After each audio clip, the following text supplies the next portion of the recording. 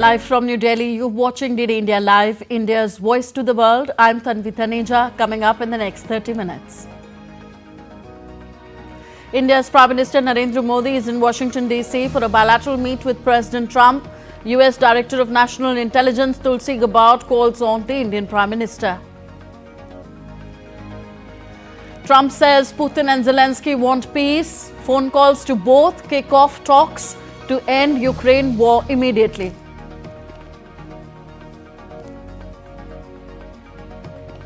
NATO faces a moment of truth on alliance's future, warns France's defense minister, as US wants Europe to take security into its own hands. And at least 20 injured after a car drives into a crowd in southern German city of Munich.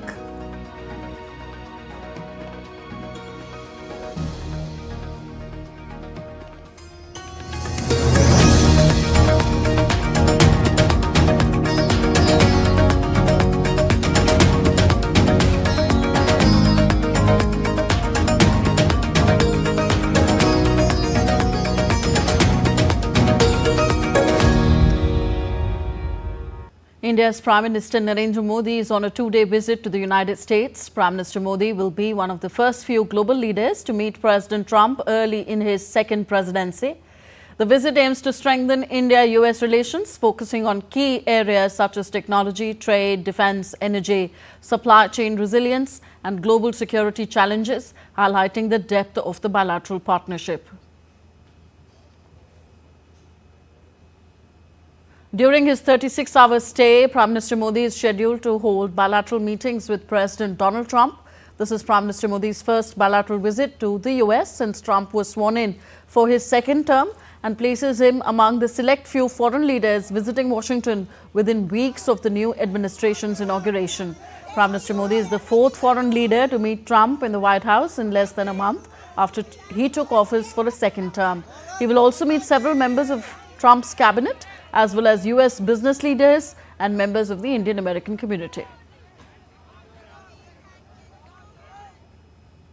Prime Minister Narendra Modi received a warm welcome from the Indian diaspora. Members of the Indian community waited at the hotel to have a glimpse of their Prime Minister. Braving the chilly winters, members of the Indian community gathered outside the hotel, chanting "Modi, Modi" and waving Indian flags to greet the Prime Minister.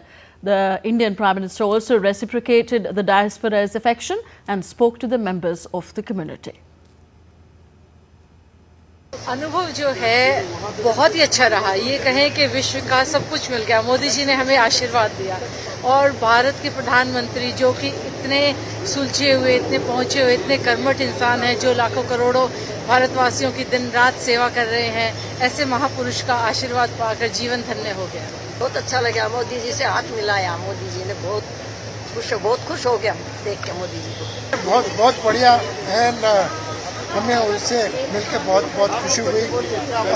इतना थक गए थे तो भी उसने time निकाला और सब लोगों से मिले और अच्छी तरह से बात की और हमारे कंसर्न सुने और बहुत अच्छा लगा हमें। We were waiting for him, so we got to see him very close. So I really am liking it. Like seeing him so close, it is really nice. It's all worth it. Like 5 hours we are standing in this weather. It's freaking cold and you're freezing, but it's all worth it. Just one glance of him and he's so nice. Like, you know, we just love him.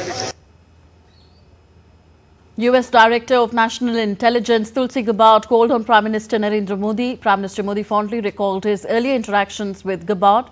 The discussions touched on enhancing bilateral intelligence cooperation, particularly in counter-terrorism, cyber-security, emerging threats and strategic intelligence sharing. The two leaders also exchanged views on regional and global developments of mutual interest, reaffirming their commitment to a secure, stable and rules-based international order. As India's Prime Minister Narendra Modi is in Washington, D.C. to meet President Donald Trump, DD India's Amritpal Singh sent us this report on what is on the table when the two leaders meet. When the two leaders meet at the White House, they would be looking at trade, investment, economy, defense ties, energy partnership, security partnership, the strategic partnership, the comprehensive global strategic partnership with the focus on the Indo-Pacific. As you know, India is hosting the Quad Leaders Summit this year, so that would be key on the agenda. Immigration would be key on the agenda. There are issues on which there are convergences, so the effort would be to build on those convergences. On issues where there are divergences or which require realignment or reset or readjustment, say issues like tariffs, the two sides would openly talk about that. The White House press secretary made a statement saying that reciprocal tariffs could be invoked by Donald Trump on countries, though she did not name the countries. Of course, there are concerns in India about it, though India has not been named right now, but there are concerns. So I think the two leaders will be openly talking about that. DD India's Amritpal Singh also reports on what Prime Minister Modi's engagement looks like apart from his meeting with US President Donald Trump. His first bilateral meeting was with Tulsi Gabbard, who just got confirmed as the Director of National Intelligence, though Tulsi Gabbard has been an India supporter all through. Of course, the issue of illegal migration would have figured in the talks between the two sides, between Prime Minister Modi and Tulsi Gabbard, and his other meetings you mentioned, Elon Musk, though there is no official confirmation as of now. But yes, apart from the Dodge chief, he's also a business leader.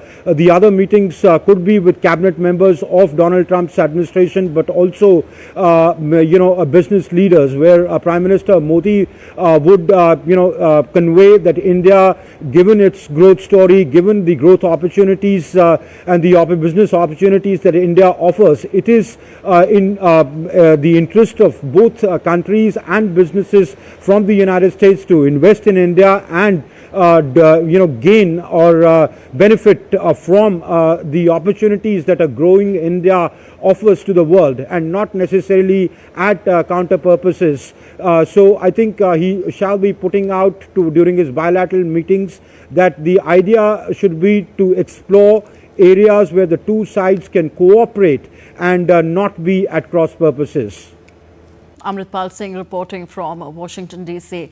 Moving on, a U.S. judge allowed Donald Trump's administration to carry out its federal worker buyout program as Donald Trump moves to overhaul and downsize the U.S. government, handing a setback to unions trying to stop the plan. The decision could clear the way for the Trump administration to swiftly try to wrap the program up, though the unions could ask another court to halt the program.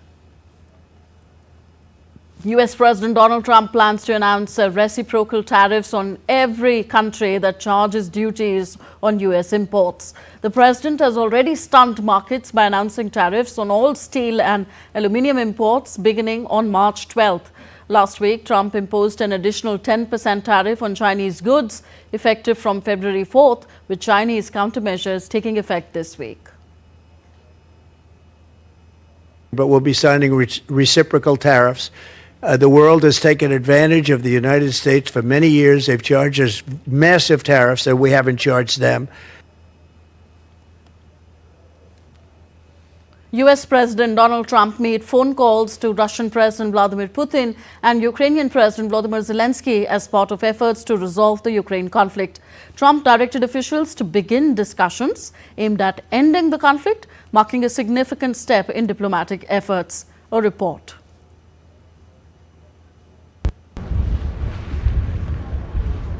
Donald Trump's calls to both Russian President Vladimir Putin and Ukrainian President Volodymyr Zelenskyy in separate phone calls on Wednesday as efforts to end the Ukraine conflict gained traction.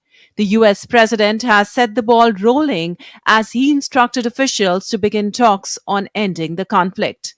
Trump said Putin wants the war to end and they discussed getting a ceasefire in the not-too-distant future. The Kremlin earlier said Putin and Trump had agreed to meet. Trump said their first meeting would probably take place soon in Saudi Arabia. Trump announced that Secretary of State Marco Rubio, CIA Director John Ratcliffe, National Security Advisor Michael Waltz, and Middle East envoy Steve Witkoff could lead negotiations on ending the war. And I think we're on the way to getting peace. I think President Putin wants peace, and President Zelenskyy wants peace, and I want peace. I just want to see people stop getting killed. Trump and Zelenskyy spoke after Trump's call with Putin. Very substantive negotiations with the United States of America. I had a good, in-depth conversation with President Trump, and I appreciate President's genuine interest in our shared opportunities and how we can bring true peace closer together. The development followed announcement by U.S. Secretary for Defense Pete Hegseth that Kyiv would have to give up its long-held goals of joining the NATO military alliance and regaining all of its territory seized by Russia. We want, like you, a sovereign and prosperous Ukraine. But we must start by recognizing that returning to Ukraine's pre-2014 borders is an unrealistic objective. Chasing this illusionary goal will only prolong the war and cause more suffering. That said, the United States does not believe that NATO membership for Ukraine is a realistic outcome of a negotiated settlement. European powers, including Britain, France, and Germany, said on Wednesday they had to be part of any future negotiations on the fate of Ukraine, underscoring that only a fair accord with security guarantees would ensure lasting peace. Rubio and Vice President J.D. Vance will hold talks on Friday in Munich Security Conference. Bureau Report, DD India. NATO Secretary General Mark Rutte has stressed that Ukraine must be part of any peace talks and that a final deal to end the Russia and Ukraine conflict must be enduring. He was speaking at the NATO defense ministers' meet in Brussels. The statement follows US President Donald Trump's announcement revealing that Washington and Moscow had agreed to begin immediate talks on Ukraine during a phone call with Vladimir Putin.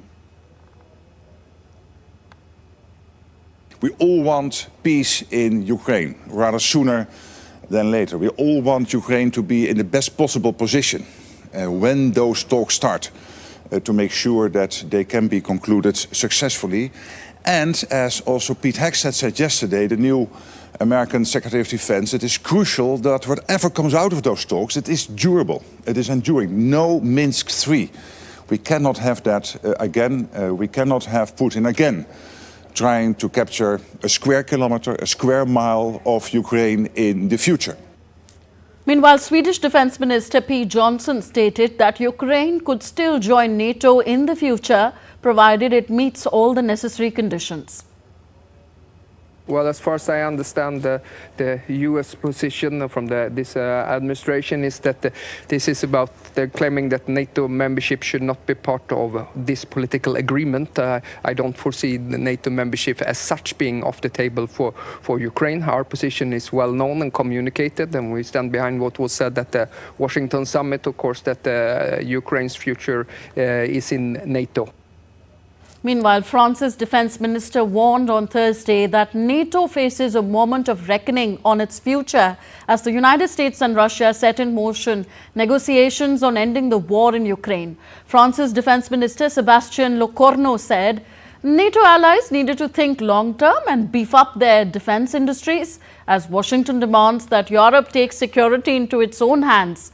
It's a crucial moment of truth, Lecornu told reporters ahead of a NATO meeting in Brussels. People call it the most important, the strongest military alliance in history. That's historically true. But the question is, will it still be true 10 or 15 years from now? More from Europe. At least 20 people were injured after a car plowed into a crowd in Germany's Munich on Thursday, according to the local fire service. The incident comes just days before a high-profile security conference set to host US Vice President J.D. Vance and Ukrainian President Volodymyr Zelenskyy. A large-scale police operation is currently underway near Munich Central train station, with authorities investigating the cause of the crash. Next, in the latest from the Israel-Hamas conflict, Hamas does not want the Gaza ceasefire agreement to collapse. Hamas said this in a statement that it will continue implementing the Gaza ceasefire deal, including a hostage exchange within the agreed time frame. Earlier, Israeli Defense Minister Israel Katz said that if hostages are not released by Hamas by Saturday, there is no ceasefire and the conflict will resume. Speaking during a meeting with military leadership, Katz said that the new Gaza conflict will be even more intense.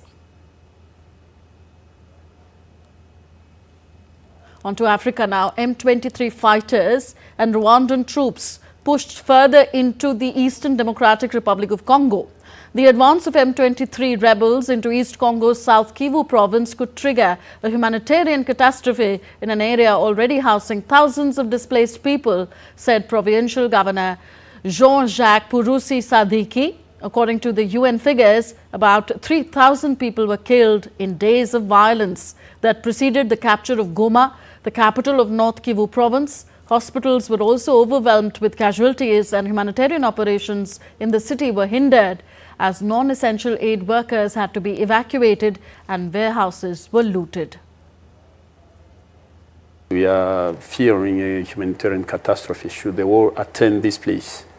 It will be really a big tragedy in the sense that North Kivu has a lower population compared to South Kivu. South Kivu we are turning around 2,800,000 citizens. Whether Goma is less than 1 million. So 2,800,000 citizens is huge. And the attitude of this population is South Kivu population resistance. You're watching DD India Live, still to come on the show. The first part of the Indian Parliament's budget session concludes with the new income tax bill tabled in the lower house.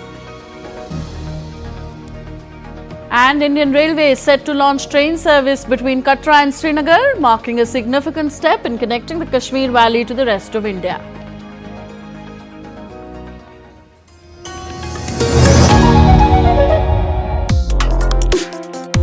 Complex issues, hidden agendas, twists and turns, strategic games. We think all dots are linked. We just need to connect them. Join me every week as I connect the dots to unravel hidden designs in statecraft, mysteries, and decode issues that matter to you. Watch Connecting the Dots with me at these times on DD India.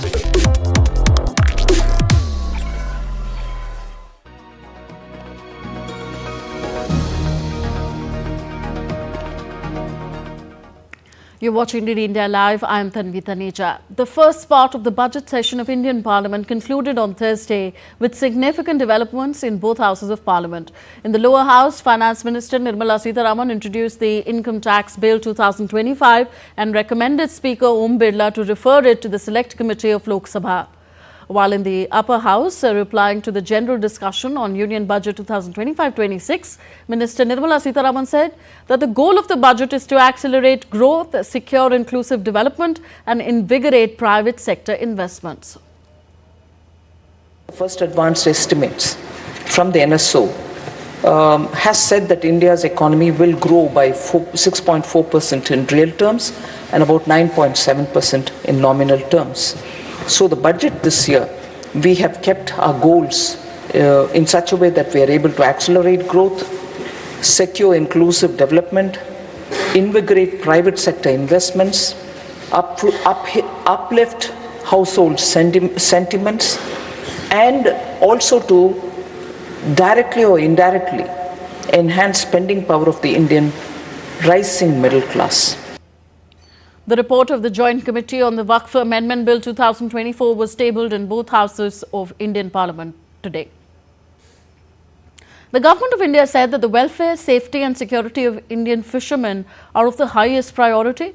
In a written reply in the Rajya Sabha on Thursday, the Minister of State for External Affairs, Kirti Vardhan Singh, informed that the issue of the fishermen is dealt with through diplomatic channels bilaterally and with neighbouring countries. The minister said that the government has been taking up the fishermen issues, including the early release and repatriation of Indian fishermen and their fishing boats with the respective governments. The minister further said that The missions and consulates in the neighbouring countries are making regular visits to the local jails and detention centres to ascertain the condition of Indian fishermen and provide the requisite help and support, including legal assistance. Kirtivardhan Singh also informed that 217 Indian fishermen have been apprehended by Pakistan, 98 by Sri Lanka, of which 39 are under trial and 59 are serving sentences. He also added that 28 fishermen are in Saudi Arabia and 4 each are in Bahrain and Kuwait currently. In a landmark development for the Union Territory of Jammu and Kashmir, Indian Railways is all set to launch the much-awaited train service between Srinagar and Katra, marking a significant step in connecting the Kashmir Valley to the rest of the country through a seamless rail network. The project is in its final stages of completion and preparations are underway for the grand inauguration. Visitors and locals alike are brimming with excitement.